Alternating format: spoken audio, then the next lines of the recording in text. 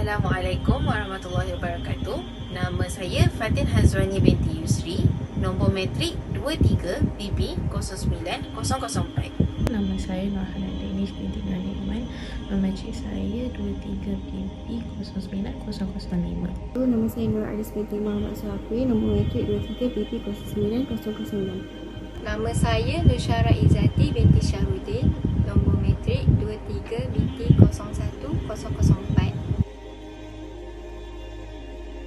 Para prajurit kembali mengatakan, wahai raja, ini Dzunwas, hai raja Dzunwas, ini Waddah ini sekarang mendakwakan kalau anda ini bukan Tuhan, penyihir ini dusta, dan dia membawa ajaran baru, agama baru, beriman kepada Allah. Lalu mulai prajurit ini menyampaikan apa yang disampaikan oleh si Waddah. Maka penyihir kaget, si Dzunwas kaget, tangkap dia, tangkap, cari tahu. Begitu ditangkap, dibawalah ke istana. Waddah, apa kau berani menantang saya? Kenapa kau begini? Kata Waddah, saya bukan menantang, tapi kamu menipu orang. Kamu sendiri yang mengajarkan kepada saya untuk menantang rasa takut, mendustai orang dan seterusnya. Dan itu tidak benar. Allah lah Tuhan kita. Mulailah Waddah mendakwai. Dzunwas mengatakan kepada para prajuritnya, tangkap nih anak muda Waddah, buang, naik ke atas gunung, buang dari gunung. Dibawalah ke atas gunung. Di atas gunung sambil diikat, Waddah mengatakan, rahimahullah, dia mengatakan, tobatlah kepada Allah. Dzunwas itu bukan Tuhan, itu manusia biasa. Ini harus kalian tobat kepada Allah, dinasihatin, dan tidak mau. Prajurit itu tidak mau. Lalu Waddah mengeluarkan kalimat yang akhirnya menjadi doa. Dan ini riwayat Bukhari menjelaskan masalah ini. Dan ini juga doa yang mulia kalau seseorang dizalimi oleh orang lain, dia bisa mengucapkannya. Maka dia mengatakan, Allahumma kfinihim ma syi'ta. Ya Allah, ambil alihlah orang-orang ini. Seperti itulah. Saya sudah berusaha ya Allah, maka ambil alihlah mereka. Maka Allah SWT datangkan badai yang besar, menjatuhkan semua prajurit-prajurit Dzunwas dari gunung, tinggal Waddah sendiri. Waddah karena niatnya mau mendakwakan, maka dia kembali ke istana. Tersebar berita di seluruh wilayah Yaman pada saat itu, kalau Waddah mau dibunuh oleh Dzunwas, dan sudah dinaikkan di atas gunung, dirantai, dibelenggu, dan Waddah turun, belenggunya lepas dengan hikmah Allah. Kemudian prajurit-prajurit Dzunwas mati. Waktu dia pulang, dia menuju ke istana, orang-orang pada ikutin. Hai Waddah, bagaimana kau bisa selamat? Mana prajurit-prajurit itu? Kata Waddah, Allah selamatkan saya. Sebagaimana saya dakwakan kalian, Allah yang menciptakan langit dan bumi, tidak mungkinlah bisa dikalahkan. Saya sekarang menuju ke istana, mau menantang lagi Dzunwas. Kembali lagi ke istana. Dan prajurit juga banyak, ribuan orang. Datangkanlah anak muda ini, lalu ditaruh di tempat yang tinggi, diikat, dan sudah tersebar berita, diiklankan Raja Dzunwas akan membunuh anak muda ini, dan caranya dia akan membaca Bismillahirrahmanirrahim dan akan membunuh, supaya setelah ini tidak boleh lagi ada orang yang mengatakan Dzunwas bukan Tuhan. Lalu ditariklah anak panah tersebut. Ada dua riwayat. Riwayat pertama, dilepaskan anak panah itu sambil mengatakan Bismillahirrahmanirrahim, lalu matilah anak muda itu. Ada riwayat yang lain, orang ini menarik anak panahnya, kemudian dia kecilin suaranya, Bismillahirrahmanirrahim. Orang-orang nggak dengar gitu. Maka anak panahnya nggak kena. Dia sempat marah, dia mengatakan, kau bohong hai Waddah. Allah bilang, tidak, kau yang tidak memenuhi syarat. Keraskan suara biar orang dengar. Maka dia mengatakan Bismillahirrahmanirrahim, ditarik lalu dilepaskan, kenalah anak muda ini, akhirnya dia mati, gitu kan. Akhirnya dia mati, ya. Pada saat dia mati, subhanallah, 20.000 masyarakat Yaman pindah ke agama Nasrani. Pada saat itu, historinya begini ya, dia akhirnya mereka pindah ke agama Nasrani. Dzunwas zalim, dia bukannya malah beriman juga sama Allah, enggak. Maka dia mengatakan, siapkan parit yang penuh dengan api, bunuh semua ini, kecuali mereka mau mengakui saya sebagai Tuhan lagi. Maka dikumpulkanlah orang-orang yang 20.000 yang sudah pindah ke agama Nasrani ini, lalu dilemparkan satu persatu ke dalam api itu. Dan ini yang mungkin teman-teman sudah pernah dengar, kisah tentang anak muda dengan penyihir, ya. Itu tadi. Nah, ini namanya dia Waddah, gitu kan. Kemudian setelah itu ada kisah Ashabul Ukhdud, orang-orang yang dibunuh di parit, di parit-parit yang dibuat lubang yang besar, dibawa dibakar api. Semua yang dari 20.000 itu tidak mau beriman, tidak mau kembali kepada keyakinan Dzunwas sebagai raja, maka akan dibunuh, dilempar ke api itu.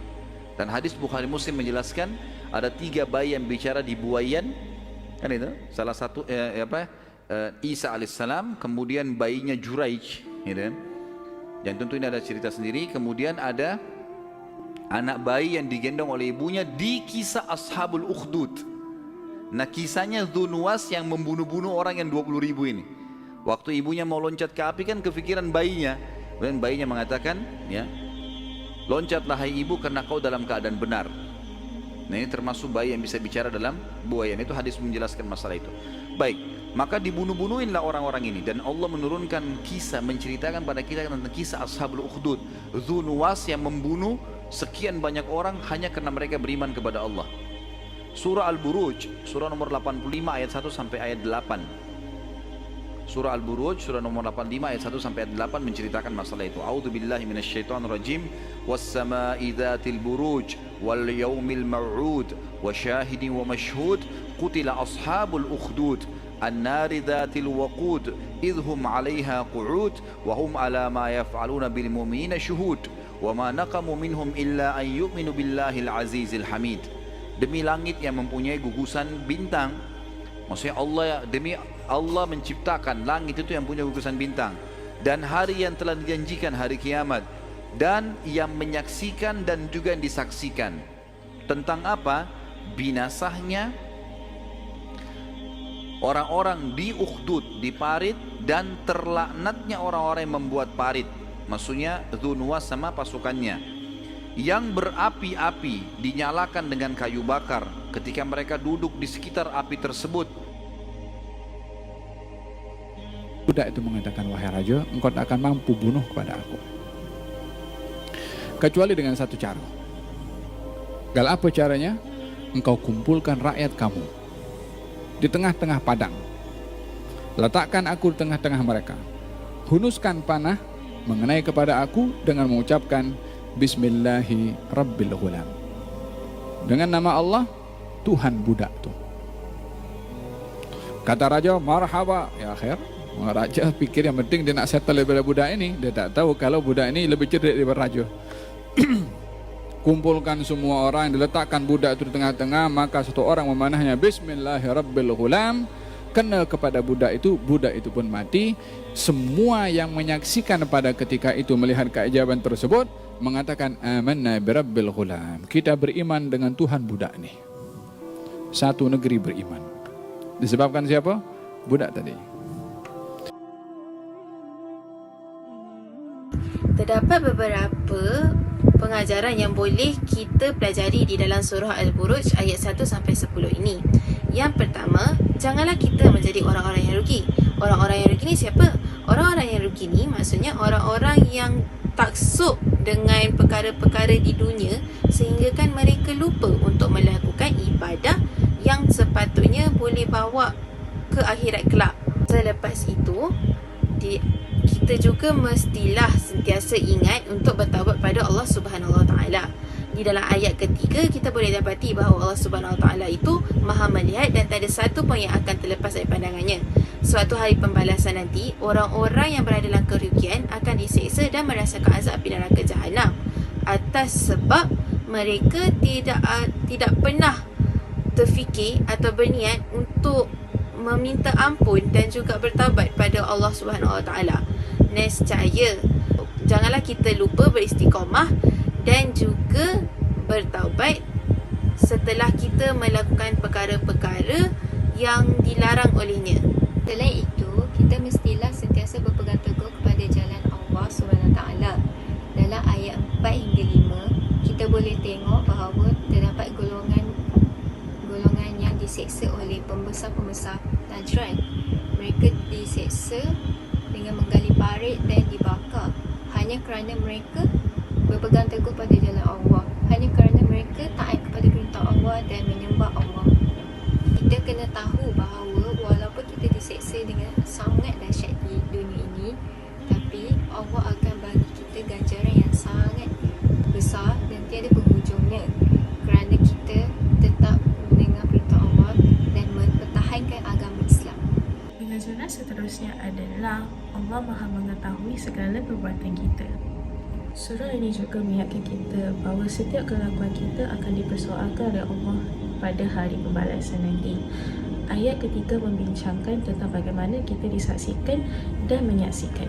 Contohnya, kita akan menyaksikan hari kiamat yang telah diberitahu di dalam Al-Quran dan hadis dengan mata kasar kita sendiri. Pada masa yang sama, kita perlu beringat bahawa kita juga sedang disaksi oleh para malaikat yang sentiasa menulis setiap perbuatan kita dari bayi hingga kini, walaupun mungkin tidak diketahui oleh khalayak ramai. Ini menjadi suatu pengajaran kepada kita agar kita tidak terlalu lalai dengan hal dunia dan menitik beratkan amalan kita yang akan bawa kita ke hari pembalasan pada masa akan datang. Pengajaran yang terakhir yang terdapat daripada surah Al-Buruj ialah kita perlulah rajinkan diri untuk menimba ilmu agar dapat mempertahankan iman dan dijauhi daripada kekufuran. Kita diberitahu bahawa surah ini menceritakan tentang bagaimana pembesar Najran membakar golongan yang beriman. Kita dapat lihat sendiri daripada zaman dahulu lagi terdapat golongan yang ingin meruntuhkan agama Islam. Untuk memastikan iman kita tidak mudah dibinasakan, kita haruslah berusaha untuk menimba ilmu tentang agama Islam itu sendiri. Hal ini bukan sahaja memberikan kita ganjaran pahala atas pencarian ilmu, kita juga akan lebih mengetahui tentang agama kita sendiri serta dapat menyelesaikan persoalan yang sering bermain di fikiran kita.